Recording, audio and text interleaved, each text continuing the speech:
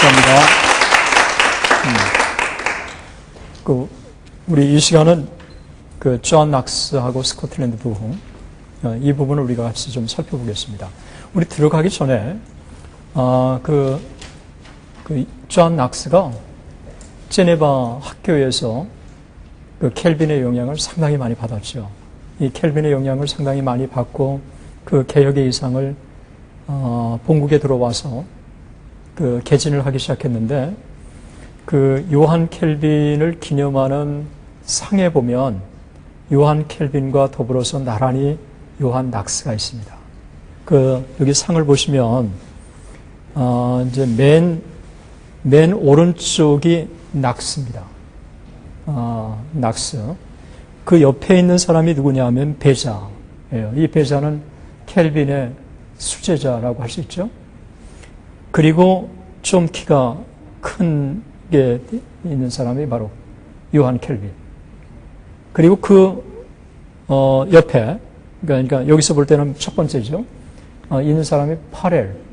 이 파렐의 도전을 받아가지고 제네바에 같이 왔고, 제네바에 이제 와서 켈빈과 함께 개혁을 하게 되고, 그 개혁을 하면서 옆에 배자가 지원을 해줬고, 그리고 이제 낙스가 거기서 교육을 받고 가서 큰 개혁운동을 피력을 하게 됐습니다.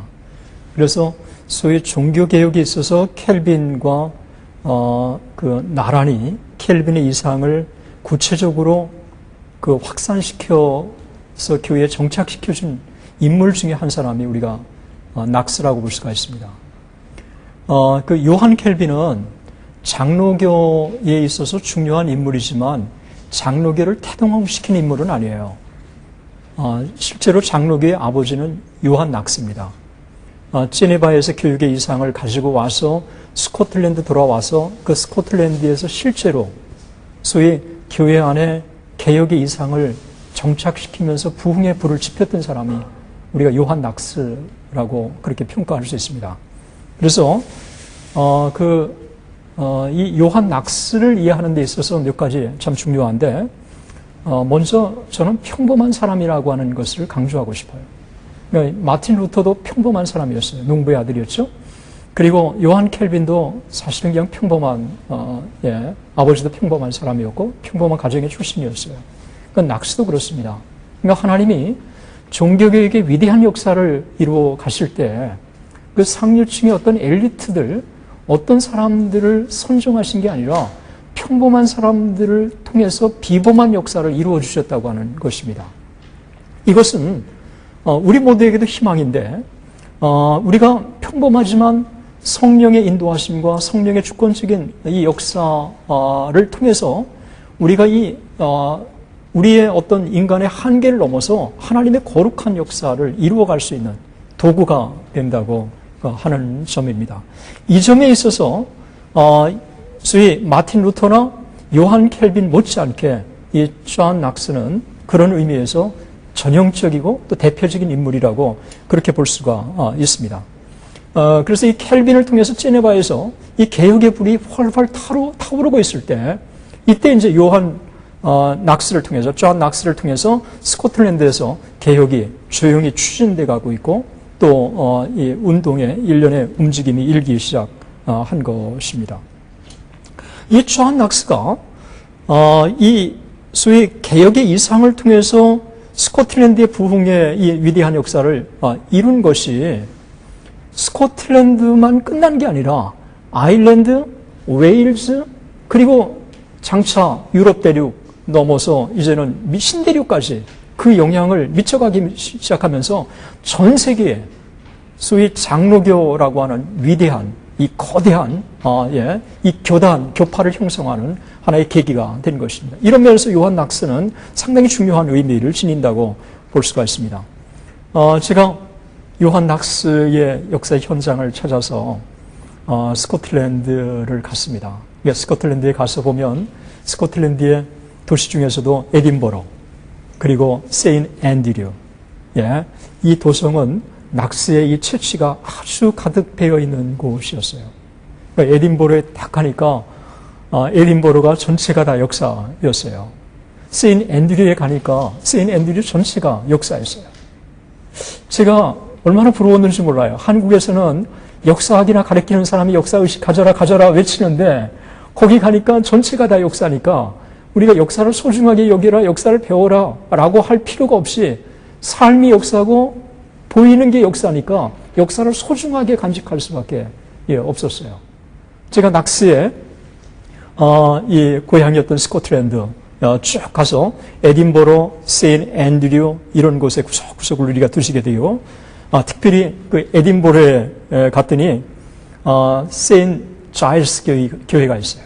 그 종교개혁의 소위 거대한 포문을 열었던 그 장소, 그리고 낙스가 살았던 낙스 하우스, 그리고 개혁의 이상을 쭉 펼쳐갔던 에딘버러 대학, 그리고 낙스의 이 스코틀랜드 이 개혁을 한눈에 볼 수 있는 박물관, 이런 것들이 이 스코틀랜드에 가니까 그대로 있었습니다.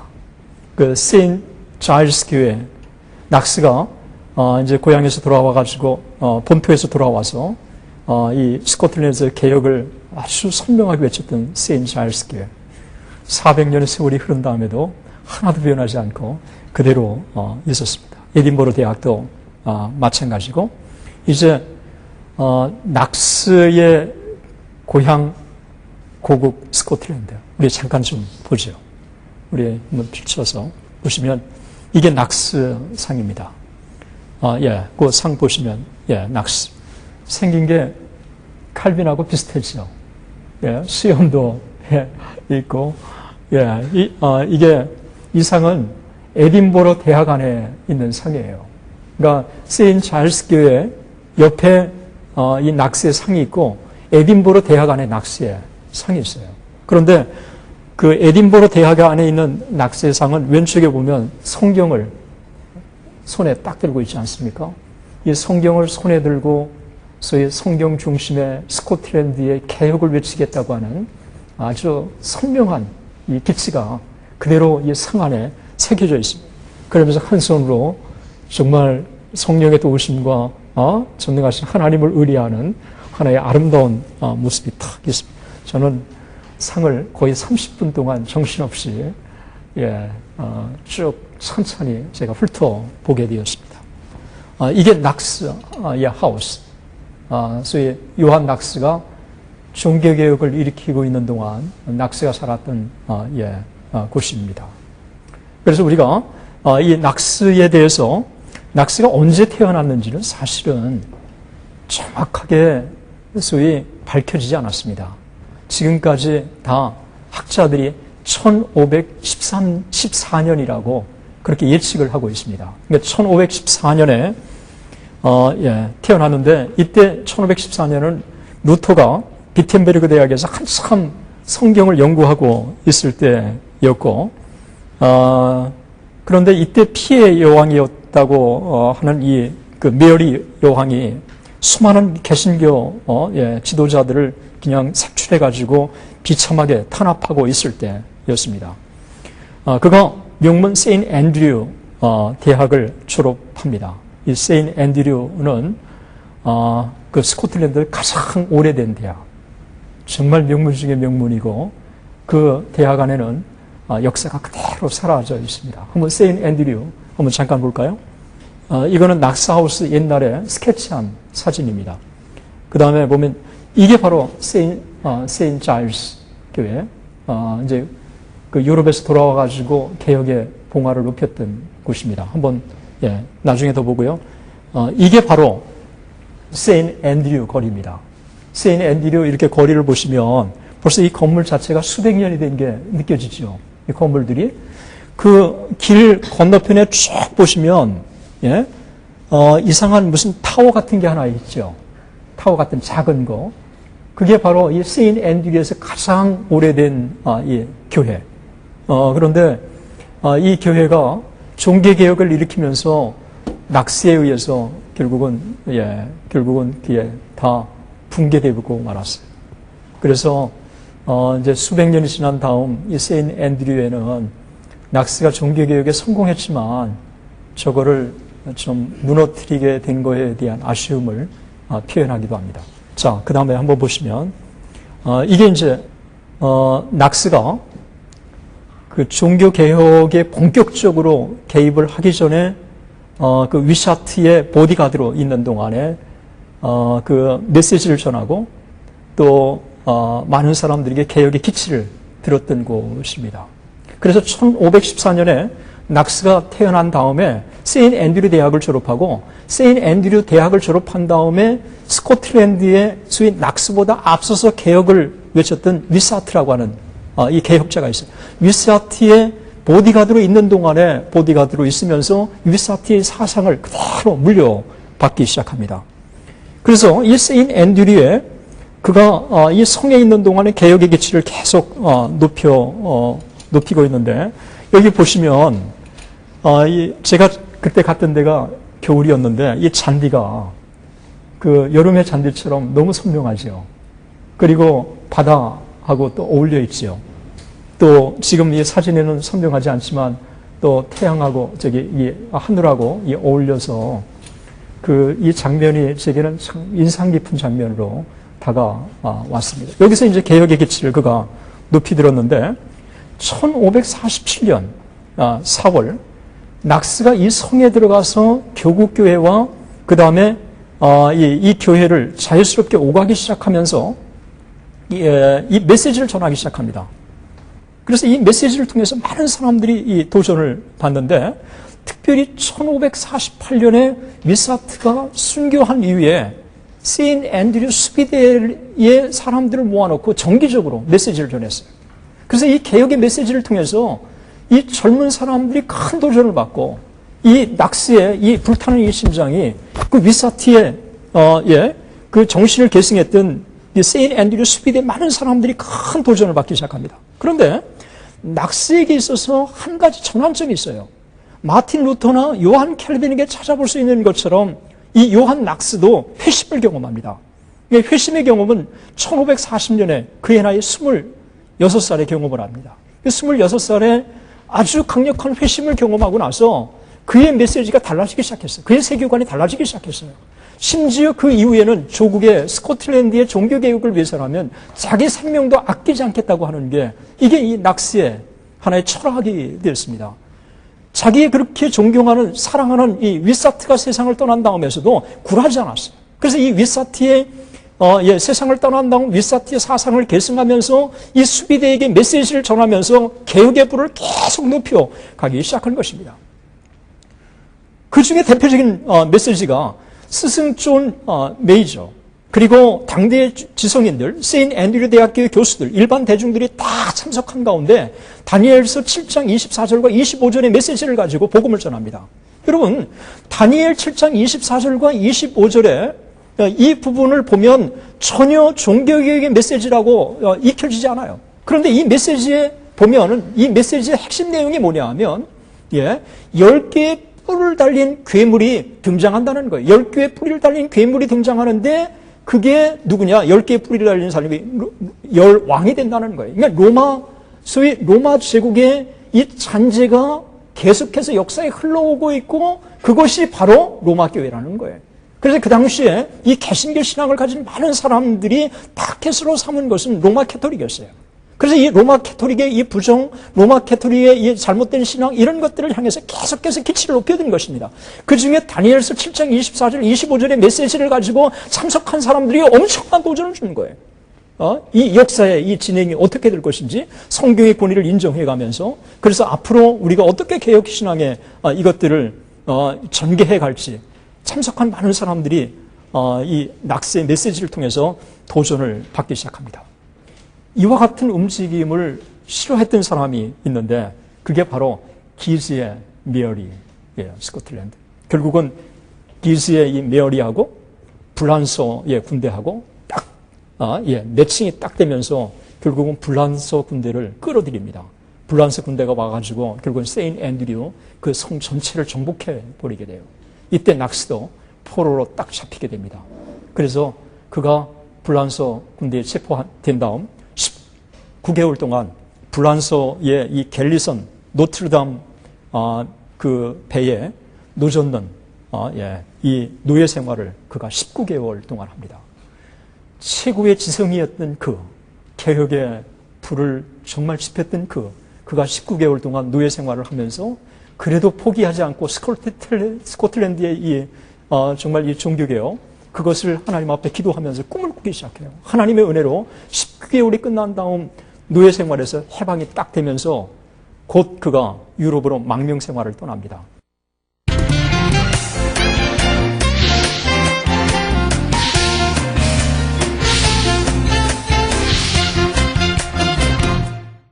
(1553년에서) 1559년까지 처음에는 프랑크푸르트에서, 그 다음에 제네바에서 그가 소위 개혁의 이상을 계속 배워가기 시작해요. 이 제네바 학교에서 그가 개혁의 이상을 쭉 배워가면서 스코틀랜드의 부흥을 꿈꾸게 되고, 이 스코틀랜드의 이 개혁이 어떤 방향으로 나가야 될 것인가를 선명하게 정립해 가기 시작합니다. 6년의 세월은 3년 동안 요한 켈빈이 스트라스부르크에서 망명 생활을 보냈던 것처럼 낙스를 한 단계 성숙한 개혁자로 만들어 주는 것입니다. 누구나 다 고난의 세월이 있고 누구나 다 어려움의 세월이 있습니다. 전혀 예기치 않게. 그런데 그 어려움의 이 고난의 세월이 그의 신앙을 한 단계 성숙하게, 그리고 그 고난의 세월이 개인을 바라보는 신앙에서 거룩한 하나님의 나라를 바라보는 신앙으로 바꿔주는 역사가 참 많이 일어나게 되는 것입니다. 하나님께서 사용하시는 위대한 사람들, 이런 고난의 세월을 통해서 그가 한 단계 성숙한 인물로 새롭게 거듭나는데, 6년의 이 망명 생활이 낙스로 하여금 스코틀랜드의 위대한 개혁자로 만들어주는 하나의 토대가 딱 됩니다. 이 6년 동안 그가 망명 생활을 하면서 유럽의 개혁자들과 깊은 교류를 나누게 됩니다. 그리고 그들의 작품들을 섭렵해 가기 시작해요. 그리고 이 조국의 스코틀랜드에 대한 이 종교개혁을 가슴에 불태우기 시작합니다. 이런 것들이 하나로 어우러져서 결국은 위대한 스코틀랜드의 이 종교개혁이 가능하게 만들어지는 것입니다. 1559년 5월 2일, 다른 사람의 만류에도 불구하고 그는 더 이상 견딜 수가 없어서 스코틀랜드로 돌아옵니다. 스코틀랜드 돌아오자마자 그는 정부에서 요주의 인물로 딱 지목이 딱 됩니다. 그런데도 낙스는 흔들리지 않고, 오 하나님, 나에게 스코틀랜드를 주시든지 아니면 죽음을 주십시오. 그래서 하나님 앞에 스코틀랜드를 주시든지 자기의 생명을 하나님의 어사없이 둘 중에 하나를 하라고 하면서 개혁의 불을 계속해서 지펴갑니다. 그러니까 하나님 앞에 역사의 위대한 그릇으로 쓰임받은 사람들은 회심의 경험을 통해서, 연단의 과정을 통해서 자기 자신을 바라보는 게 아니라 정말 거룩한 하나님 나라의 확장이 자기의 가슴을 불태우기 시작하는 거예요. 그러니까 자기가 비록 죽어도, 자기가 고난을 당한다고 할지라도 정말 하나님 나라가 확장될 수 있다면 내가 그것을 바라는 바라고 하는 이런 생각들을 갖게 되는 거예요. 그래서 이 낙스를 통해서 1559년 그가 5월 2일 날 돌아온 다음 그의 담대한 개혁의 이 봉화, 그리고 흔들리지 않는 이 개혁운동을 통해서 주변의 많은 사람들이 도전을 받기 시작합니다. 이때 그 낙스가 미사라고 하는 캐톨릭의 잔재, 이 부분을 얼마나 미워했는지 그 유명한 말을 이때 한 것입니다. 한 번의 미사는 100만의 군대보다 무섭다. 그러니까 캐톨릭의 잔재에 대해서는 내가 타협하지 않겠다는 거예요. 이 캐톨릭의 잔재에 대해서는 이것은 성경책이 아니라는 것입니다. 이런 면에서 볼 때 이 낙스는 생명을 걸고 캐톨릭의 잔재를 그냥 끊어버리려고 온갖 노력을 다 하게 되는 것이요. 이런 이 낙스를 결국은 스코틀랜드 여왕이 두려워할 수밖에 없었지만, 그러나 하나님께서 낙스와 함께 하시기 때문에 이 낙스의 외침은 엄청난 설득력을 지니고 영향력을 지니면서 스코틀랜드의 많은 사람들을 함께 힘을 모으는 그 역사를 태동시켜 가게 됩니다. 1559년에 스코틀랜드 돌아와서 에딘버러에 있는 세인트 자일스 교회에서 설교하기 시작합니다. 한번 세인트 자일스 교회 한번 볼까요? 여기 보면 그때 건물 바로 그 역사적인 건물입니다.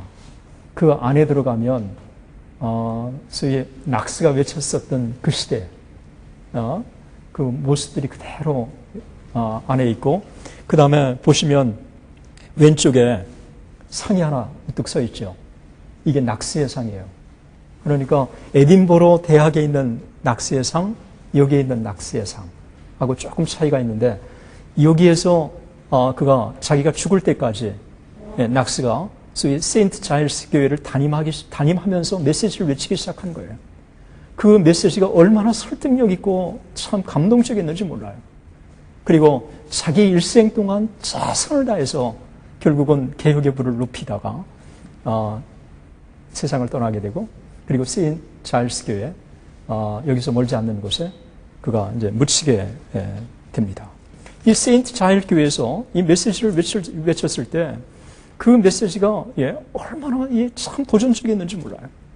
제가 세인트 자일스 교회에서 이 낙스가 메시지를 외쳤을 때 어떤 현상이 나타났을까 참 궁금했어요. 구체적으로 제가 자료를 찾다가 한 기록을 딱 보게 됐어요. 낙스가 메시지를 외쳤을 때 어떤 현상들이 딱 등장했는지 그 장면의 기록을 제가 보게 됐는데, 그 기록계에는 이렇게 쓰여 있습니다. 낙스는 처음 설교를 시작할 때는 몸을 약간 구부정하게 하는 것이 보통이었다. 그러나 마지막에 가서는 어찌나 활기와 정력에 넘치는지 마치 설교단을 산산조각으로 부수고 그 속에서 날아오르려는 것처럼 보였다. 그가 다니엘서를 강의할 때는 양심이 너무 찔려 펜을 잡고 필기할 수 없을 정도였다. 그러니까 그 메시지가 얼마나 감동적이었는지 그냥 눈물을 쭉쭉 흘리면서 그냥 막 써내려 갔다는 것입니다. 낙스의 회심, 6년의 유배 생활, 망명 생활에서의 이 거룩한 훈련, 그리고 성경 속에서 발견된 그 진리, 결국은 제네바의 이 종교개혁보다도 한 단계 더 성숙한 종교개혁을 스코틀랜드에서 구현할 수 있는 하나의 그 첩경을 그가 이루게 됐다고 볼 수가 있습니다. 뜨거운 심장에서 나오는 불꽃 튀기는 낙스의 설교가 청중들을 완전히 사로잡고, 그래서 이 낙스에 불타는 이 부흥의 이 불길이 그 메시지를 듣는 가슴에 그냥 부흥의 불길로 타오르기 시작했고, 그래서 이 부흥의 불길이 얼마나 1559년에 그 스코틀랜드 천력을 그냥 휩싸였는지 몰라요. 그러니까 1559년에 와서 1년 만에 스코틀랜드가 개신교 국가로 바뀌기 시작합니다. 결국은 1561년에 스코틀랜드를 개신교 국가로 공인하지 않을 수가 없었어요. 그래서 역사에 피 없는 혁명이 결국은 스코틀랜드에서 완성되는 이런 일이 벌어지게 되는 것입니다. 불굴의 신앙, 죽고자 하는 자는 산다는 이 진리를 붙들고 결국은 이 낙스는 스코틀랜드에서 피 없는 혁명을 이룩하게 되는 것입니다. 그래서 1560년 스코틀랜드 종교개혁은 승리하게 되고, 스콧 메리 여왕이 결국은 스코틀랜드를 개신교 국가로 공식적으로 선포를 딱 하게 되는 것입니다.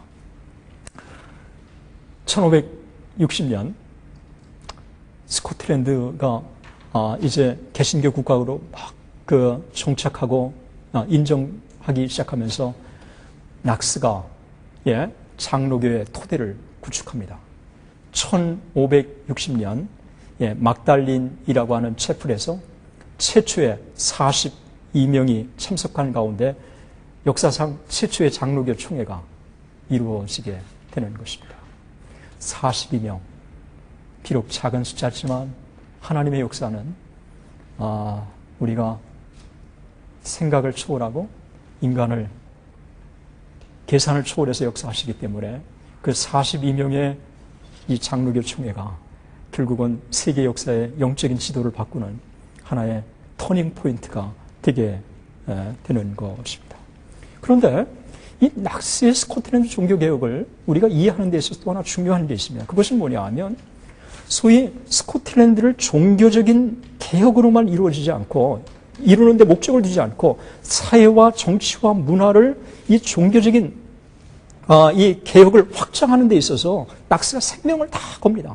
그래서 이 스코틀랜드 전체의 종교개혁이 교회 영역뿐만 아니라 사회, 문화, 정치 이 모든 것들에 다 정착을 해요.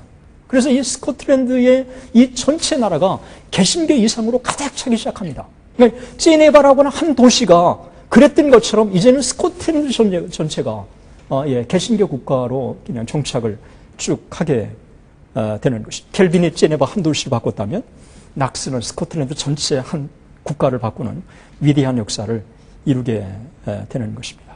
그가 세상을 떠나고 10년 후에 설립된 에딘버러 대학. 비록 그가 설립하지 않았지만 낙스의 사상이 그대로 계승되면서 장로교 이상, 종교개혁의 이상이 전 세계로 확산되기 시작하죠. 한국에 선교사로 왔던 1889년에 한국에 왔다가 1890년에 세상을 떠났던 헨리 데이비스, 호주 장로교 출신 선교사. 그도 에딘버러 대학 출신이었습니다. 그래서 이 에딘버러 대학이 소위 근대에 이르기까지 이 장로교에 있어서 하나의 고전적인 대학으로 수많은 지도자들을 양성을 하게 되는 것입니다. 이제 낙스의 이 스코틀랜드 종교 개혁을 통해서 우리에게 주는 몇 가지 교훈들이 있습니다. 그것은 지극히 부족한 한 사람을 통해서 얼마나 하나님께서 위대한 역사를 이루어 가실 수 있는지 그 모델을 낙스는 우리에게 보여준 것입니다. 낙스 자신도 그런 위대한 개혁을 이루어 가리라고 하는 것을 예측하지 못했어요. 그러나 하나님의 절대 주권, 하나님의 거룩한 뜻, 그것에 절대적으로 순종하고 하나님 앞에 순종하며 나갔을 때 하나님이 한 인물을 통해서 위대한 역사를 이루어 주시는 것입니다. 결국 진리가 승리한다고 하는 것을 역사 속에 선명하게 낙스는 보여줬습니다. 그래서 낙스를 좋아하고 존경하는 사람들이 참 많은데 낙스를 그토록 존경하고 사랑했던 사람 중에 한 사람이 주기철 목사님이었습니다. 주기철 목사님의 설교 한 편을 제가 보다가 보니까 폴리갑과 낙스를 하나의 모델로 삼았더라고요. 진리 앞에 타협하지 않고 굴하지 않고 하나님의 나라 구현을 위해서 마지막까지 자기의 생명을 아끼지 않을 수 있었던 것, 그것은 모델이 있었기 때문에 그렇습니다. 낙스가 1572년 12월 24일 에딘버러에서 세상을 떠났을 때 섭정자 모르톤은 이런 말을 남겼습니다. 어떤 사람에게도 아첨하거나 역성들지 않았던 자가 여기 누워있다. 사람을 의식하지 않고 하나님만을 바라보고 개혁의 봉화를 높이 들었던 낙스의 생애를 아주 단적으로 보여주는 것입니다.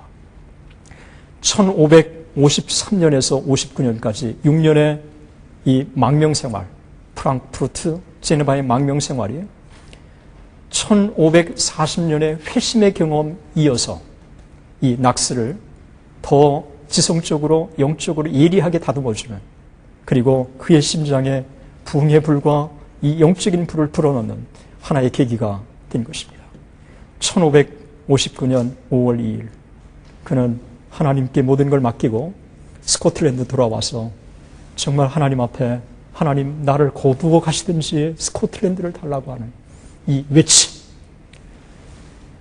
만약 여기에 모인 우리만이라도 하나님 정말 이 땅에 우리에게 부흥을 주시든지 이 한국교회 민족을 살려주시든지 아니면 내 생명을 거두어 달라고 하는 하나님 앞에 결단을 가지고 물어 나간다면 스코틀랜드를 변화시킨 그 하나님이 오늘 우리 가운데 역사하셔서 이 민족 가운데 놀라운 부흥을 주시리라고 믿습니다.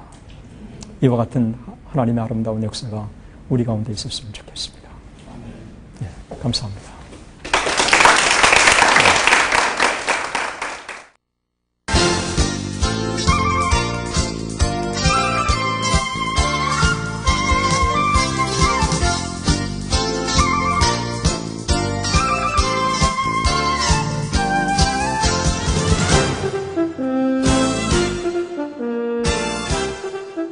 이 프로그램은 선교지의 교회를 세우는 힘찬 첫걸음 드림온과 함께합니다.